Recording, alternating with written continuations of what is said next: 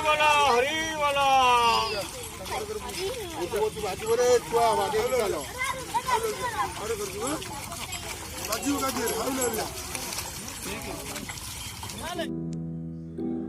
छोट छोट पिलांक काउड़ी यात्रा भुवनेश्वर उपकंठ झिंकरडीह ग्राम एक नियारा परंपरा अनुसार राखी पूर्णिमा दिन बोलबम जाइथांती कुनी कुनी काउड़िया भक्त।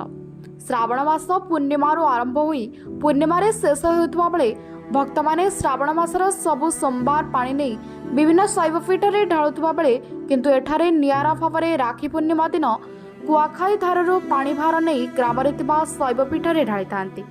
यह से ग्रामर एक पुराणा पर्व और रीतिनीति बोली ग्रामर पुराणा लोक माने कहते।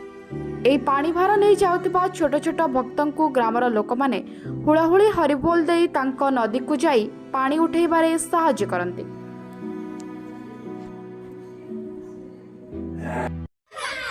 हाँ तू रात में